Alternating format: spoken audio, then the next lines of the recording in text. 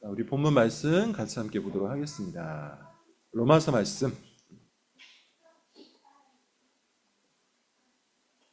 로마서 3장 5절부터 8절입니다.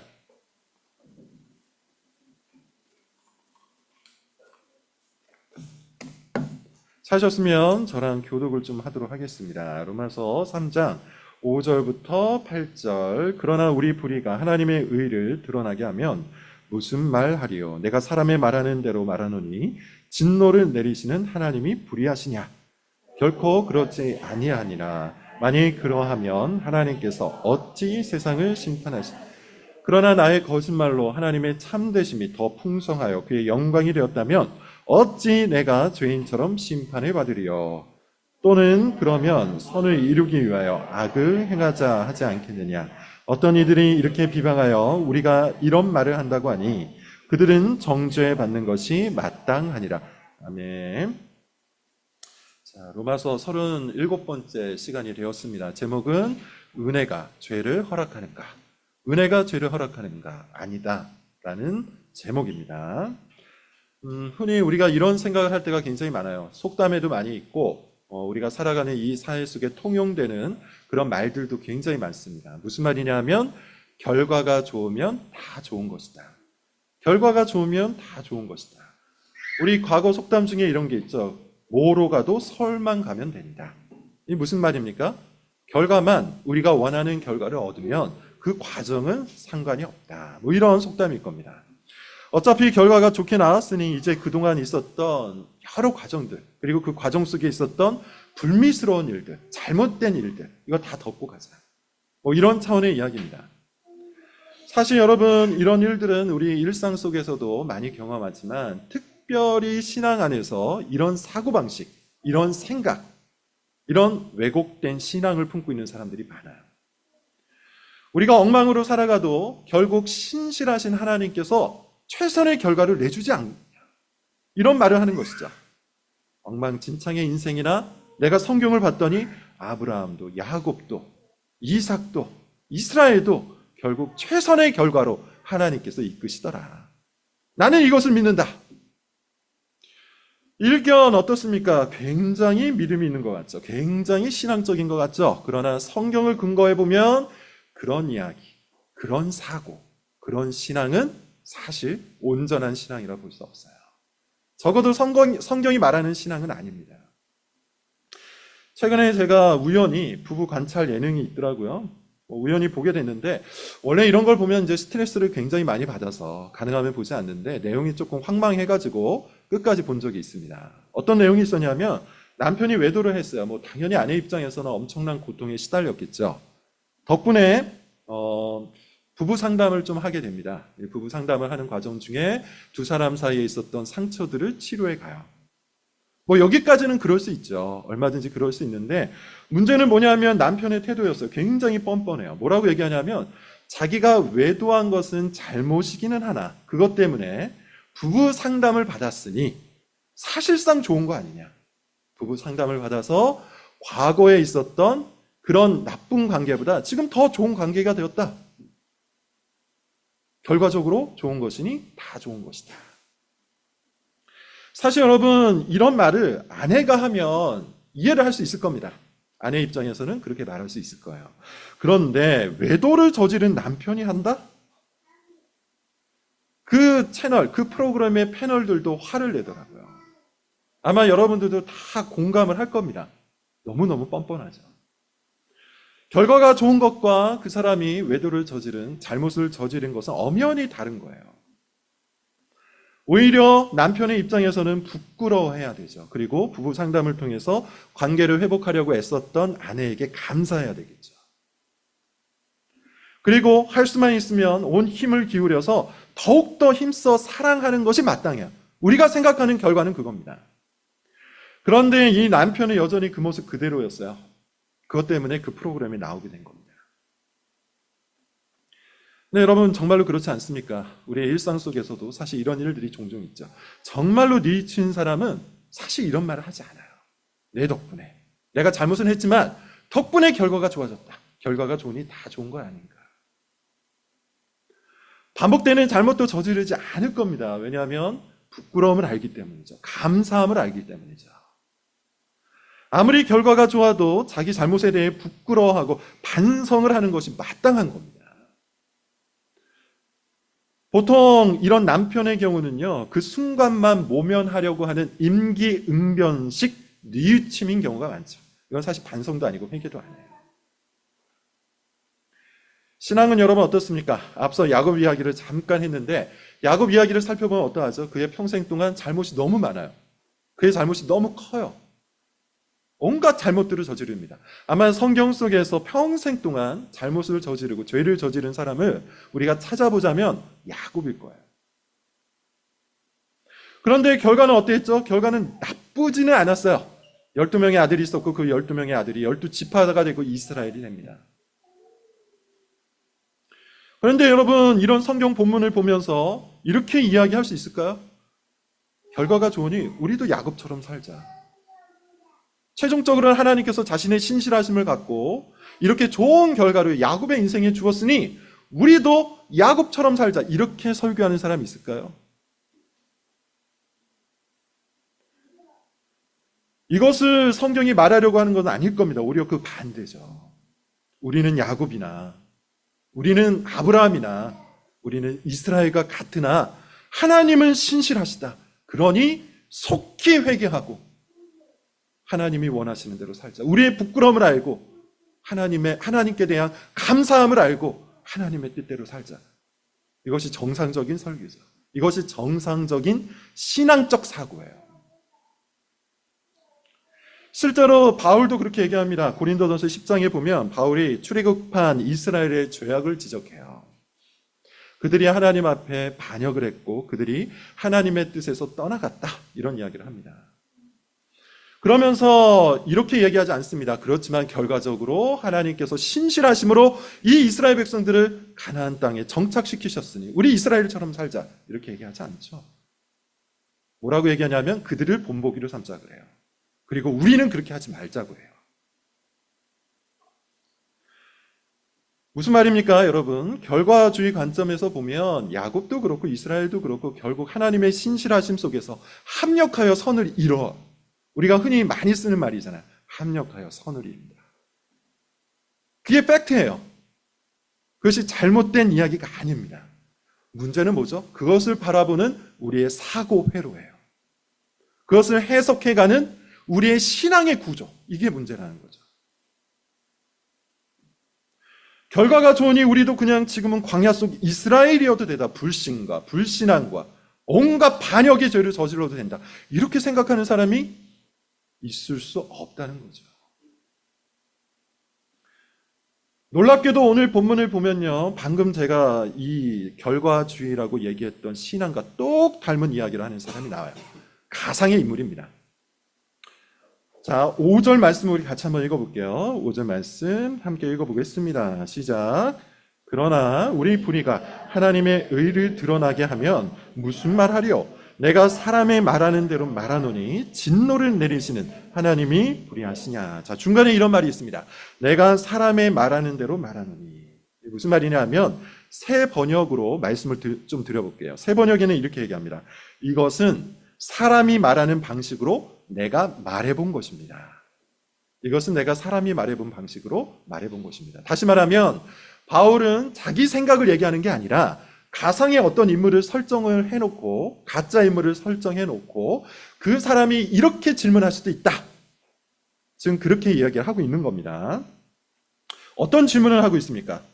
우리의 불의가 하나님의 의를 드러낸다면, 우리의 불의가 하나님의 의를 드러낸다면, 그러면 하나님은 우리에게 진노를 내리시면 될까 안 될까? 이걸 물어보고 있는 거예요.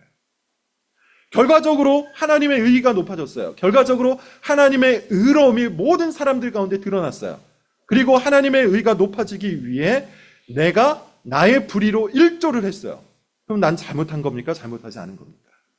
이걸 물어보고 있는 거예요. 예컨대 여러분 앞에서 어떤 말을 했죠? 앞선 본문에서 어떤 얘기를 했습니까? 3장 1절부터 4절에 보면 유대인들, 여기도 마찬가지로 가상의 질문이었어요. 어떤 한 가상의 인물이 유대인입니다. 이 유대인을 바울이 설정해놓고 이렇게 묻는 거예요. 좋다. 네가 앞서 유대인에게 주어졌던 할례, 유대인에게 주어졌던 율법, 이거 아무런 의미도 없다. 오직 내면적인 할례, 마음의 할례만이 의미가 있다. 이렇게 주장을 했다. 자, 그렇다면 하나님께서 우리에게 주신 이 할례와 율법이라는 것은 아무 의미가 없나? 이게 아무런 의미가 없다면 하나님 자신이 불성실한 분 아닌가? 하나님께서 우리에게 약속을 주셨고 그 약속대로 할례와 율법을 주셨는데 만약에 이 율법과 할례가 아무 의미가 없다면 그걸 주신 하나님도 문제다. 이런 논리를 펼쳤어요. 바울이 뭐라고 얘기했죠? 우리가 지난 시간에 살펴본 것처럼 바울은 이렇게 얘기합니다. 하나님은 여전히 신실하시다. 너희가 엉망진창으로 살 때도 하나님께서는 신실하셨다. 문제는 너희일 뿐이다. 이게 바울의 논리였습니다. 그래서 우리가 지난 시간에 우리 자신의 모습이 아니라 신실하신 주님을 바라보자. 이렇게 설교의 결과를 맺었죠. 자, 지금 그 논리 그대로 받아서 또 다른 유대인, 가상의 인물이야. 또 다른 유대인이 그렇게 얘기하는 거예요. 뭘 얘기하냐면 좋다. 네가 말한 대로 하나님의 신실하심을 나는 바라보겠다. 하나님은 신실하시니 결국 최선의 결과를 이끌어내시는 거 아닌가? 결국 결과가 좋으면 모든 것이 좋은 거 아닌가? 신실하신 하나님께서 나의 죄까지도 나의 불의까지도 나의 엉망진창인 삶까지도 다 들어서 자신의 선을 이루셨다면 정말 내가 잘못한 것인가? 오히려 나의 잘못 때문에 하나님의 의가 도드라지게 나타난 거 아닌가? 지금 그 논리를 펼치고 있는 거예요. 자, 한 가지만 더 볼게요. 우리 7절 말씀을 볼까요? 똑같은 논리인데 약간 결을 달리해서 바울이 한 번 더 반복을 합니다. 7절 말씀 같이 읽어볼게요. 시작. 그러나 나의 거짓말로 하나님의 참되심이 더 풍성하여 그의 영광이 되었다면 어찌 내가 여전히 죄인처럼 심판을 무슨 말입니까? 내가 거짓말을 했어요. 내가 거짓말을 함으로 인해서 하나님의 참되심이 더 풍성하게 드러났어요. 그러니까 이 사람의 논리는 이겁니다. 하얀 색깔이 있잖아요. 하얀 색깔은 언제 더 도드라지게 사람들의 눈에 띕니까? 검은색 배경이 있을 때죠. 마치 자기가 그렇게 깔아줬다는 겁니다. 나는 검은색 배경이 됐다. 하나님의 의로움과 하나님의 참되심을 드러내기 위한 일종의 조연 역할을 한 거다. 결과적으로 하나님의 영광이 드러났다면, 결과적으로 하나님께 영광이 됐다면 내가 잘못한 거야? 어찌하여 나에게 여전히 죄가 있는 것처럼 나에게 심판을 얘기하느냐? 지난주 설교에서 여러분 이런 말을 했을 겁니다. 그래서 혹시 여러분 중에 오해하는 사람도 있을 거예요. 이렇게 이야기를 했어요. 우린 여전히 불성실하죠. 팩트입니다. 우린 불성실해요. 우린 연약해요. 우리에게 믿음은 상당히 왜곡되어 있거나 잘못되어 있어요. 그게 우리의 현실이요, 우리의 모습입니다. 여전히 우리는 하나님의 은혜를 빙자해서 제 멋대로 이야기할 때가 많아요. 하나님의 용서를 말하면서 마치 방중의 권리를 얻은 것처럼 내가 결정하고 내 뜻대로 삽니다. 그러나 하나님은 우리의 그런 모습과 상관없이 여전히 우리를 향해 신실하세요. 그것이 우리의 소망이라고 그랬죠. 그것이 우리의 믿음이라고 그랬죠. 그래서 여러분 우리는 어떻게 해야 한다 그랬습니까? 우리 자신에게 절망하고 우리 자신의 모습에 부끄러움을 품고 회개하고 우리 주님의 신실함을 바라보며 우리 주님의 신실함을 바라보며 이 믿음의 길을 걸어가자고 했어요. 그런데 지난주 설교를 듣고 누군가 이렇게 생각하는 겁니다. 맞다. 우리 하나님은 신실하시지. 그리고 우리는 연약하지. 그러니 내가 좀 제 멋대로 산다 한들 무슨 상관이랴. 어차피 결과는 하나님의 신실하심에 달려있는 건데 나의 어떠함에 달려있는 게 아니라 하나님의 그 신실하심에 달려있는 건데 내가 좀 멋대로 산다 한들 무슨 상관이랴. 오히려 나의 방종이, 오히려 나의 죄악이, 오히려 나의 잘못이 하나님의 신실하심을 내가 더 크게 깨닫는데 도구가 된다면 오히려 그것이 더 나에게 도움이 되지 않겠는가. 지난주 설교에서 목사님이 존 뉴턴 이야기를 하지 않았는가, 어거스틴 이야기를 하지 않았는가. 엉망진창으로 살다가 하나님의 부르심을 받고 그들이 더 커다란 은혜를 누렸다고 하지 않았는가. 나도 그렇게 하겠다. 지금 바울이 그 논리를 회파하고 있는 거예요. 그러면서 이렇게 얘기합니다. 6절 말씀을 우리 같이 한번 읽어볼게요. 6절 함께 읽어보겠습니다. 시작. 결코 그렇지 아니하니라. 만일 그러하면 하나님께서 어찌 세상을 심판하시리요? 그렇지 않대요. 은혜가 죄를 허락합니까? 그렇지 않대요. 결코 그렇지 않다고 하잖아요. 만약 이런 논리가 가능하다면 여러분, 이 세상에 악이라는 게 사실 존재할 수 있을까요? 존재할 수 없죠. 소위 말하는 여러분 신학의 한 라인 중에 자유주의 신학이라는 게 있는데, 이 자유주의 신학의 가장 커다란 교리는 사랑제일주의예요.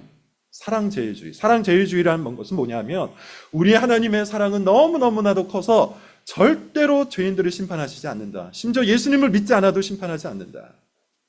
지옥이라는 것도 사실 없다. 하나님께서 결국 궁극적으로 그들을 다 사랑하심으로 천국으로 옮기실 것이다. 이런 신학의 한 조류가 있습니다. 지금 그렇게 이야기하는 겁니다. 그에 대해서 바울이 뭐라고 얘기한다고요? 그럴 수 없대요. 그런 일은 일어날 수 없대요. 아니라고 얘기해요. 만약에 이 세상이 그런 방식으로 흘러간다면, 하나님께서 그렇게 역사하신다면, 사실 이 세상에 악이라는 건 존재하지 않아요. 도덕이라는 것도 존재할 수 없어요. 윤리도 있을 수 없어요. 모든 범죄, 모든 죄악 다 궁극적으로 하나님의 영광을 위한 도구가 될 뿐이에요. 그런 논리가 형성이 된다는 거죠. 따라서 하나님은 결코 재판권을 행사할 수도 없을 겁니다. 그런 의미에서 여러분, 이 논리를 우리가 그대로 받아서 성경을 읽으면 성경의 거짓말, 성경의 절반은 거짓말이죠. 하나님께서 공의로우시다. 하나님께서 재판하신다. 하나님께서 악을 미워하신다.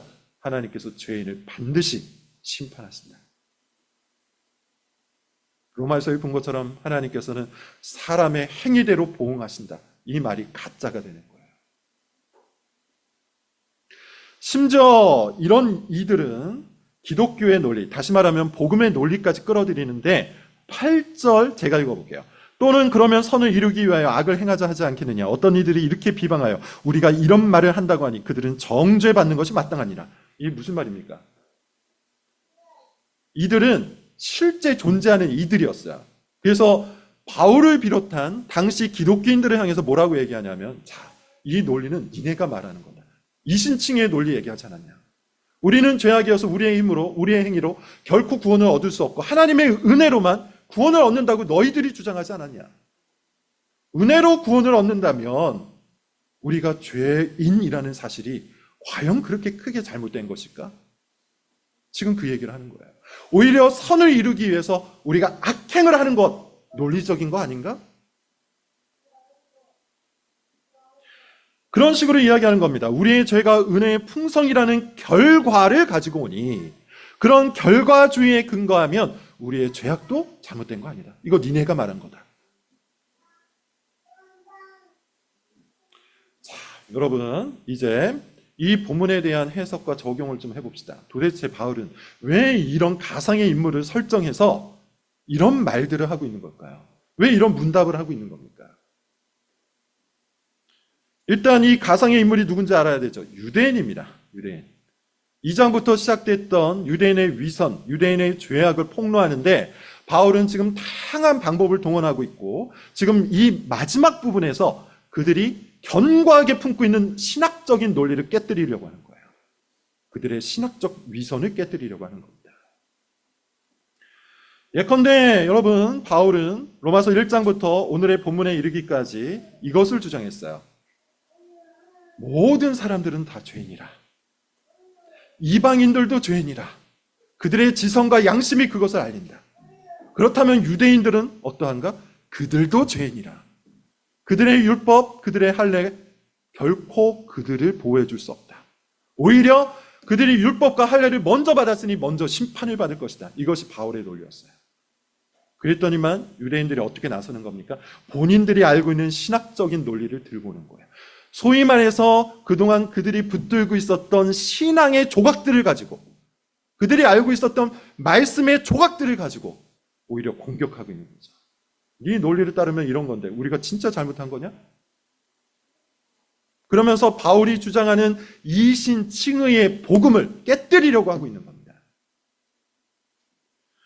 결국 이 모든 논리, 이 모든 신학, 유대인들이 주장하고 있는 이 모든 견해들은 무엇을 의도하고 있는 겁니까? 나는 죄인이 아니라. 나는 죄인이 아니라.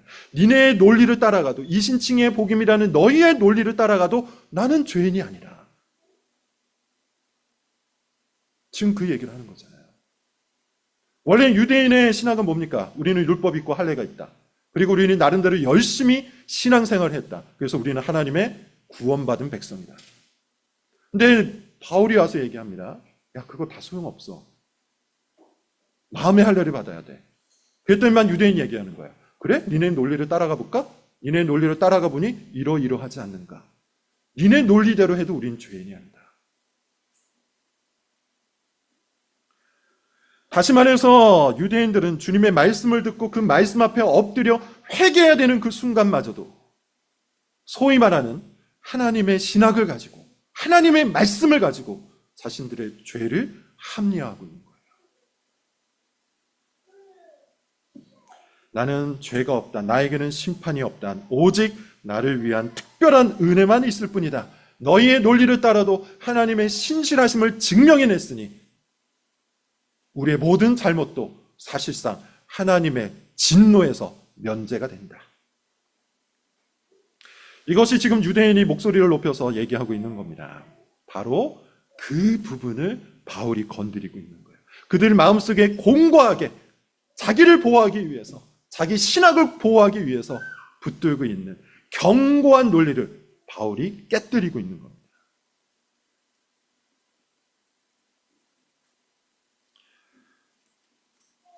예컨대 여러분, 이 모든 바울의 이야기, 지금 유대인을 향해서 말하고 있는 이 모든 유대인들의 궤변들은 사실상 우리 자신을 향한 겁니다. 오늘의 본문이 여러분 교회 밖에 있는 불신자들을 위한 걸까요? 아니면 교회 안에 있는 위선자들을 위한 걸까요? 교회 안에 있는 사람들이죠. 교리 좀 안다. 교회 좀 다녔다. 신앙생활 좀 했다. 성경에 대해서 내가 좀 안다. 나름대로 신앙생활 열심히 좀 한다.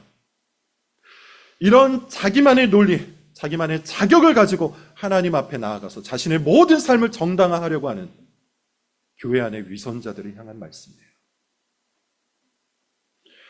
뭐라고 이야기합니까? 평상시에는 율법적으로 굴면서도 정작 자신의 삶에 대해서 누군가가 뭐라고 얘기하면, 설교자가 뭐라고 얘기하면, 리더가 뭐라고 얘기하면 이런 논리를 가지고 와서 자기를 방어하는 것이죠. 하나님은 은혜로우신 하나님 아닌가? 하나님은 사랑하시는 하나님 아닌가? 그 하나님의 은혜와 사랑으로 결과적으로 모든 것들이 좋아질 것 아닌가? 그 은혜와 사랑을 기초로 이야기를 해야지 그 은혜와 사랑을 저버린 채 나에게 율법적으로 얘기한다. 그렇게 많은 교인들이요, 죄를 단순히 연약함으로 포장해버립니다. 상처로 포장해버립니다. 그리고 은혜를 이용하여 결과주의를 이용하여, 정확하게 말하면 결과주의죠. 은혜를 빙자하고 있지만 결과주의예요. 결과주의를 이용하여 자신의 죄를 정당화합니다. 여러분들이 스스로 한번 돌아보십시오. 여러분의 가정, 여러분의 직장, 그리고 우리의 교회 속에서 여러분들은 어떠한 신앙 구조를 가지고 이야기를 합니까? 어떠한 신앙 논리를 가지고 여러분을 방어하고 있습니까? 이렇게 얘기하고 있지 않습니까? 여러분의 모든 잘못과 실수와 죄악에 대해서 인간이 다 연약해서 그렇죠. 우리가 무슨 힘이 있습니까? 그래도 나는 이 모든 실패와 넘어짐을 통해 하나님께서 나에게 은혜 주심을 믿습니다. 이렇게 이야기하면 사람들이 더 이상 말을 못하죠. 마치 그가 믿음이 굉장히 견고한 것처럼 보이기 때문이에요. 누군가는 조금 더 교회를 조금 오래 다닌 사람들은 더 정교하게 이렇게 말할 수도 있을 거예요. 이 실수를 통해, 이 잘못을 통해 하나님께서 나를 더 겸손히 만드시려는 거 아닐까요? 질주하던 내 삶을 하나님께서 멈추게 하시고 나를 다시 주님의 자녀로 품으시기 위해서 그렇게 하는 거 아닐까요? 라는 식으로 오히려 자신의 모든 죄를 합리화하는 거예요.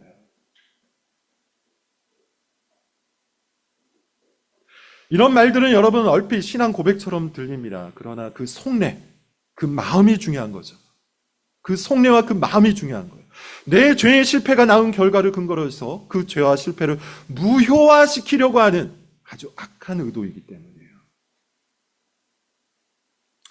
그런 의미에서 여러분, 이것은 신앙 고백이 아닙니다. 신앙 고백이 아니에요. 은혜라는 것은 기본적으로 제가 여러 번 말씀드렸는데 힘이 있어요. 은혜라는 것은 우리의 감정을 건드리는 게 아니라 하나님의 은혜는 그 자체로 영적인 힘이 있어요. 그래서 우리의 심령을 바꿔요. 우리의 인격을 변화시켜요. 우리의 생각과 감정과 의지 가운데 역사하는 힘입니다. 따라서 여러분, 은혜라는 것을 경험한 사람은 그럴 수가 없어요. 오늘 본문 속에서 이야기했던 그 신학적인 논리는 어떤 의미에서는 완벽해요. 실제로 그 논리에 틈이 없어요. 틈이 없어요. 맞는 이야기입니다. 논리적으로는 문제가 없으나 경험적, 실존적으로는 완전히 틀린 이야기예요. 정말 그것을 경험한 사람은 그렇게 살 수가 없기 때문이에요. 이 은혜라는 것은 여러분 사실 사랑이라는 것과 굉장히 유사한 속성을 지니는데, 제가 서론 부분에서 얘기했던 걸 한번 떠올려 보십시오. 누군가의 사랑을 이용해서, 누군가의 용서를 이용해서 내 죄를 끝없이 합리화하고 오히려 내 죄로 인해 날 용서해줬던 그 사람의 사랑을 나를 위한 도구로 이용한다면 그 사람이 정말 사랑을 경험한 사람일까요? 그 사람이 정말 그 사람을 사랑하는 걸까요? 우리가 누군가를 진심으로 사랑한다면요, 그리고 그 사랑을 실제로 바꾸었다면 우리의 인격이 변화돼요. 그래서 그 사랑을 이용하지 않아요. 사랑을 빙자해서 내 멋대로 살지 않아요. 한번 외도하고 용서를 받은 사람이 또 외도를 한다면 사실 그의 회개는 가짜인 거예요.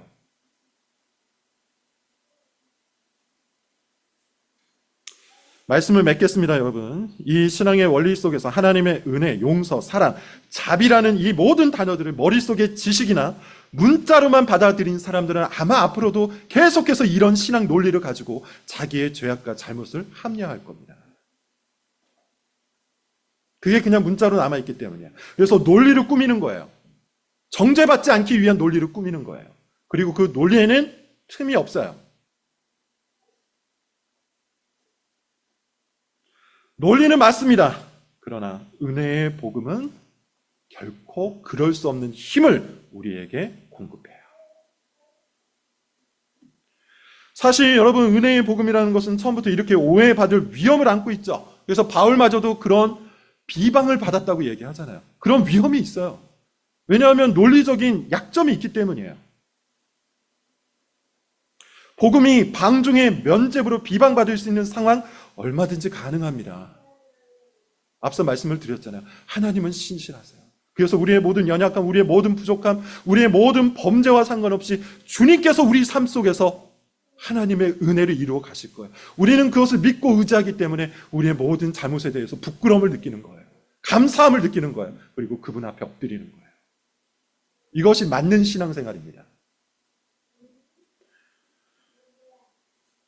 그러나 이 하나님의 은혜와 용서, 사랑과 자비를 논리적으로만, 문자적으로만 여기는 사람은 어떻게 하는 것이죠?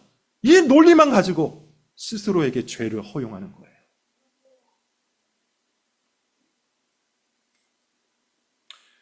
실제 그리스도의 십자가로 인해서 하나님을 알고 그분의 은혜와 용서와 사랑과 자비를 심령 속에서 만난 사람은 결코 그렇게 할 수 없어요.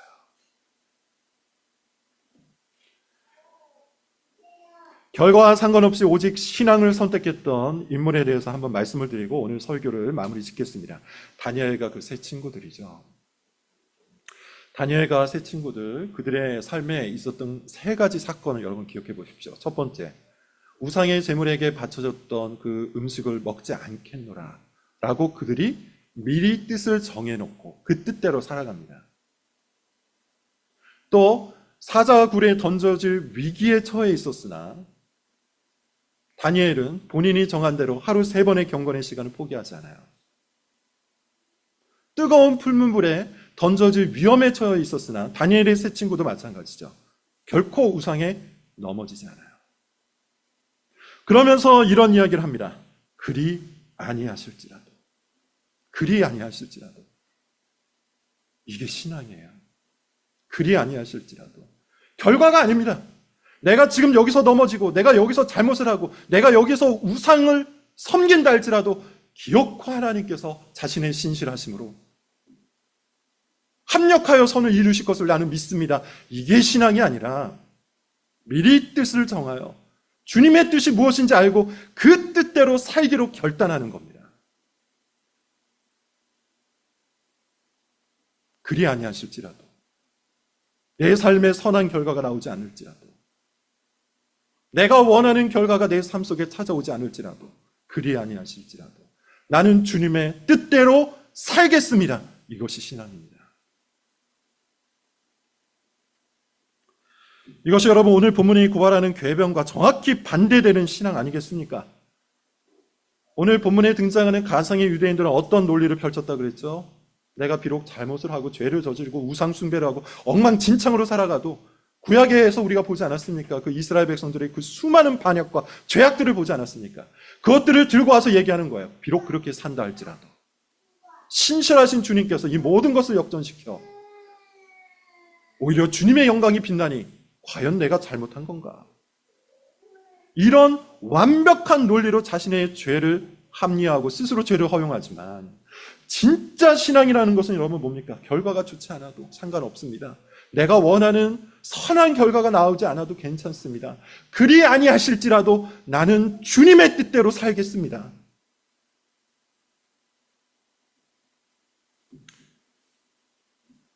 마무리를 지으면서 여러분들에게 한 가지를 묻고 끝내겠습니다. 은혜라는 이름으로 스스로에게 허락해온 죄가 있습니까? 반복되는 거짓말, 반복되는 분노, 반복되는 수많은 타협과 우상숭배. 만약 그런 것이 있다면 여러분 다시 한번 권면합니다. 다니엘처럼, 새 친구처럼 뜻을 정하십시오. 주님의 뜻대로 살겠다고 결단하십시오. 그리고 주님이 도우시기를 기도하십시오. 그것이 신앙입니다. 이 신앙을 우리 모든 교인들이 품고 살아갈 수 있기를 바랍니다. 기도하겠습니다.